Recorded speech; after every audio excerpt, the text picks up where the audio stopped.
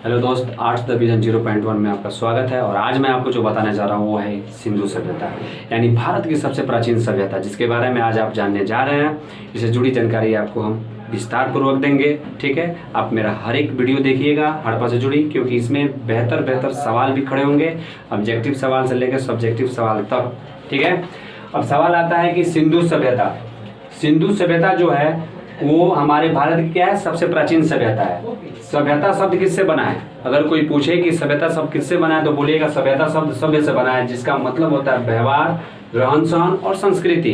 इन तीनों चीजों का सम्मिश्रण जिस काल में रहता है उसे ही सभ्यता कहते हैं। ठीक है, अब सवाल उठता है कि सिंधु सभ्यता को हम 4 नामों से जानते हैं।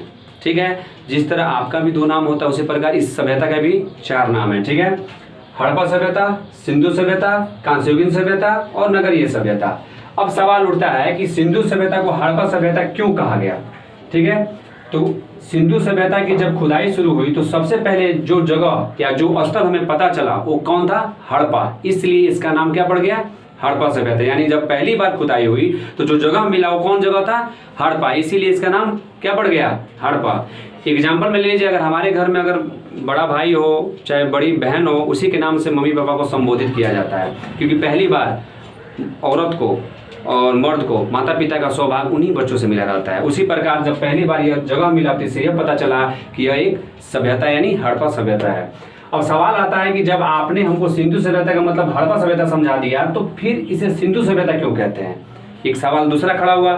जब ये सवाल खड़ा हुआ तो इसका जवाब दीजिएगा कि सिंधु सभ्यता की जब खुदाई चल रही थी तो सबसे ज्यादा अवशेष यानी बचा हुआ हिस्सा जिस जगह पे मिला था वो सिंधु नदी थी। कौन सी नदी थी? अब सवाल उठता है कि हमने आपको बता दिया कि सिंधु सभ्यता को हड़प्पा सभ्यता क्यों कहते हैं, लेकिन अब सवाल आपका रहेगा कि आपने हड़प्पा सभ्यता तो कह दिया, तो हड़प्पा सभ्यता को सिंधु सभ्यता क्यों कहते हैं? ये सवाल आपका रहेगा। तो इसका जवाब ये होगा कि सिंधु सभ्यता की जब खुदाई शुरू की गई तो सबसे ज्यादा अवशेष यानी बचा हुआ हिस्सा जो जहां मिला वो जगह था सिंधु नदी, और जिसकी वजह से इसका नाम सिंधु सभ्यता के नाम से जाना गया। यानी यह सभ्यता का सबसे ज्यादा विस्तार, सबसे ज्यादा इसका भूभाग अगर कहीं मिला है किस नदी किनारे? सिंधु नदी किनारे, इसलिए इसका नाम सिंधु सभ्यता पड़ गया। अब तो ये दो तो आपने समझ लिया कि हड़प्पा और सिंधु। और सवाल उठता है कि इसे कांस्ययुगीन सभ्यता क्यों कहते हैं?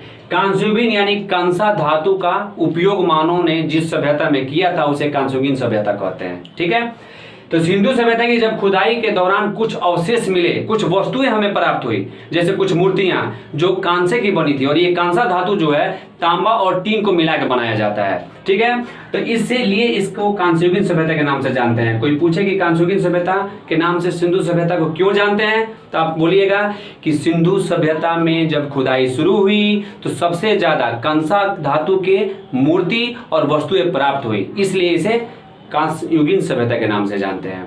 इसका चौथा नाम नगरीय सभ्यता क्यों पड़ा?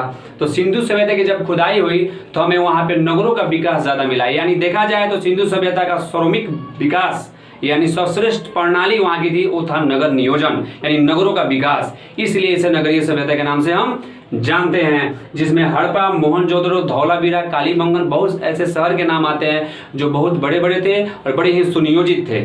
Thank you.